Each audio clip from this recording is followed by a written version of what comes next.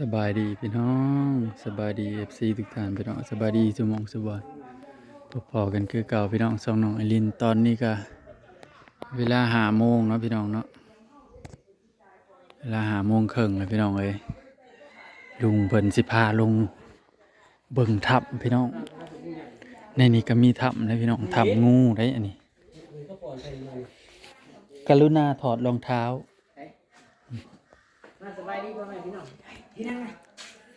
ถ้ำงูบ่อันนี้นะอืม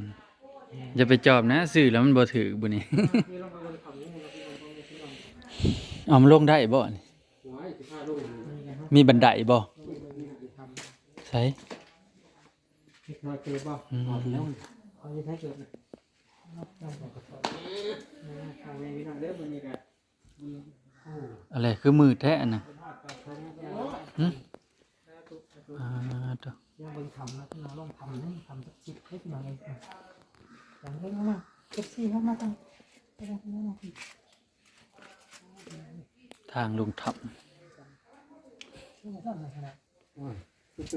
ยังกดอยู่นี่นะเนี่ย เอาสบายดีพ่อแม่พี่น้องวันนี้กันพ่อพ่อกับลุงขัดป่าคือเก่าพี่น้องเอ้ยเด็กกับลุงขัดป่าสิพาพ่อแม่พี่น้องมาเบิ่งทำนะพี่น้องทำรอดต้องทำงูพี่น้องทำงูใหญ่วัดผู้ป่วยเศษปูวัดผู้เทพที่ต้องทำนะพี่น้อง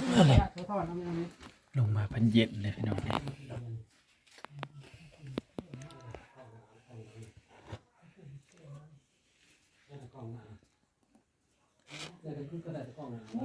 ี๋ยน้ำบินพุดไปด้วยเอาไปได้บ่นั่งสมาธิเอาพ่อแม่พี่น้องเนาะ เพิ่นลงมาปูกระเบื้องอยู่พี่บ่นี่เพิ่นก็ลงมาอุโปะอยู่พี่ เขาเคยลงมาไหว้พระไปเด้ นี่ใช่ผักมัน อยู่กับผม ในก็มีเลย อยู่ในมีบ่ ในก็มีเลย อยู่ในก็มีถ้ำ แต่ผู้เรื่องเรื่อง ถ้ำรอดภู คนบ่เคยต้องทำครั้งแรกในชีวิตผมจำได้มั้ยเนี่ย หึ สงสัยอยู่ครั้งแรกในชีวิตเลยนี่ โอ้ย ในชีวิตก็บด ถ้ำน่ะไปหลายอยู่ แต่หลายอยู่บ่เคยลง โอ้ยถ้ำแอนถ้ำบุทั้ง มีเขามาหลายแล้ว แต่ว่า อันมันคนละบอนเนาะ มีพญาองค์หนึ่งก็ดีนึง งูบ่นี่ ตู้นี่พวก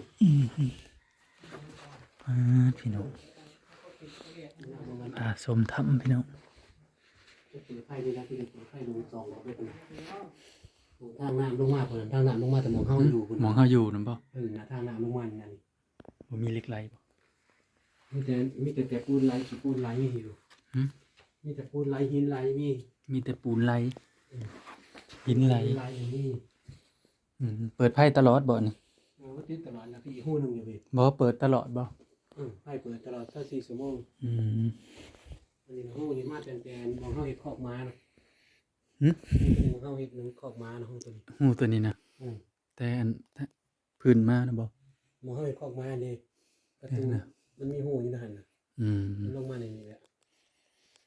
แล้วไปฮอดใช้บัดนี่ ลงมาทางพี่ก็มีพี่ลงมาทางปูซานี่ปูทองคำนี่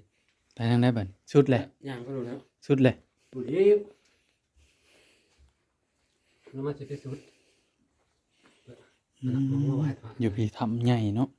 ทำง่าย ใหญ่แล้วตัวนี้มันกว้างเด้ นี่เขากระปูกระเบื้องนั่นนี่หูหนึ่งลงมานี่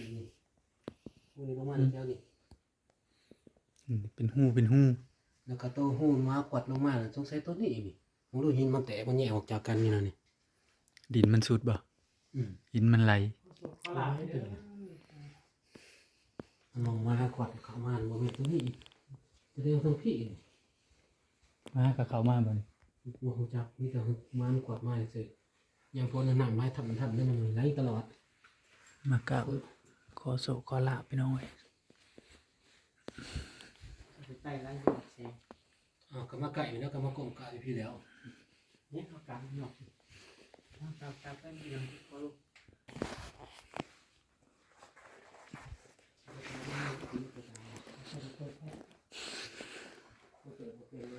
อันนี้นะลองน้ำไหลบ่อันนี้ สายยางนี่ยางคือเกี่ยว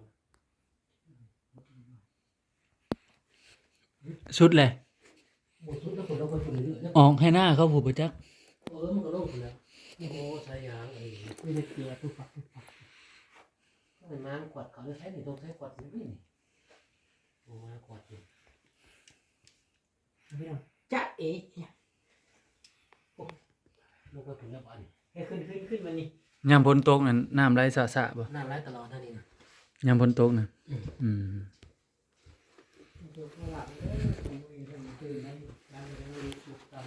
โอ้หลักเลยจะขอเลยจะขอแต่ให้อยู่ดีมีแห้งก็พอแล้ว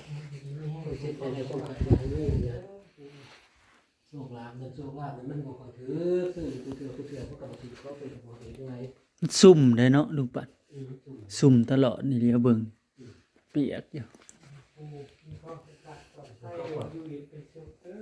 ก็กดดีๆเลย หึเขาขวดเฮ็ดหยัง จับกระถมมีอย่างนั้นต้องมีแนวเห็ดเลยนี่ จับเลย มาจับไปได้เป็นหมอให้สู้ให้ลาไปเห็นได้ก็เป็นให้หนึ่งก็สบายแหละ ม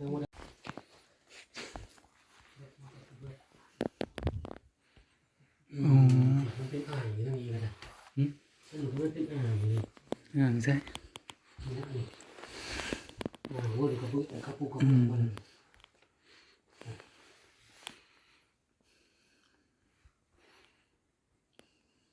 ไปมันขึ้นไปขุดเรื่อยนี่หมดขึ้นไปมันมีมันเห็นลงมาอีกวัน อืม บอกให้มันสุดอะไรนี่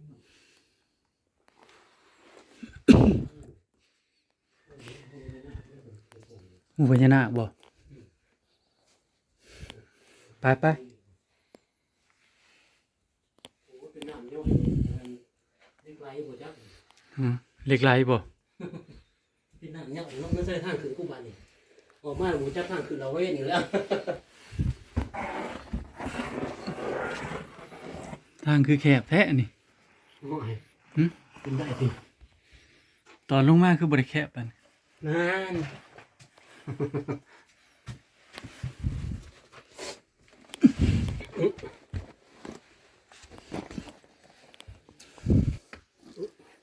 จะเอาเขาไปกินหน่อยได้เอาไปกินข้าวไปกินเมื่อ ขึ้นไปกินอยู่แล้วเดี๋ยวออกมา ไป บ่ เลยเฮ้ยขนาดโอ้ ฮะ โหขนาดพี่น้อง มาแล้วออกมาผ่าฮ้อนวูแล้ว กินไม่เย็นแม่เลี้ยงหัวเครื่องวิทย์ถอดนี่เป็นหัวอื่นเนี่ย เสียงซี่บ่เสียง โอ้เล่นเราจังเสี่ยงมีเงินกี่พื้นบาทกระเดือดได้ป่ะน่ะ 3,000กีบนะพี่น้องวันนี้ตู้มันจะย้อนขึ้นกัน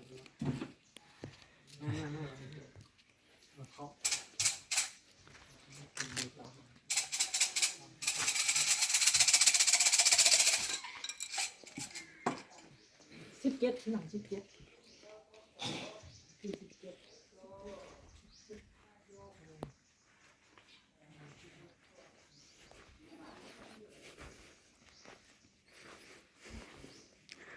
ภาพละ30,000บ่อันนี้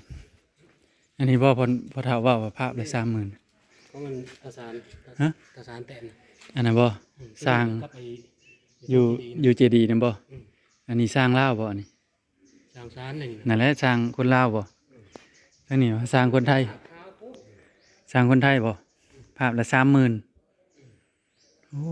บัดสร้างอันคนลาวนี่ภาพละเท่าไหร่นี่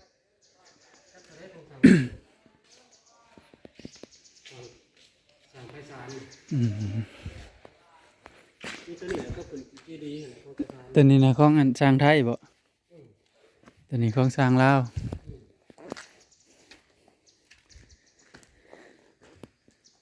อืมฮะยัง อยู่มือขางเดียวก็ได้แล้วก็จะถึงไป อยู่ขึ้นมาในนี่แหละ มันเล็กรู้ว่าอะไรทั้งหลาย หืม มันก็ปล่อยวายก็ถูกขึ้นมาทั้งหลาย บรรยากาศยามแรงๆเนาะลุง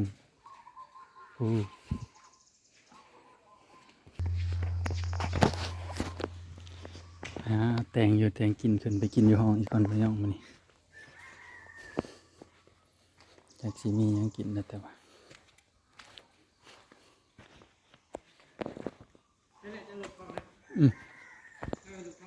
ดูไหมเร็วเลย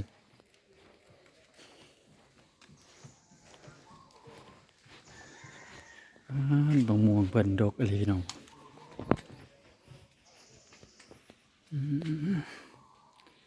ไปแล้วพี่น้องเลยพอกันคลิปหน้าพี่น้องบ๊ายบาย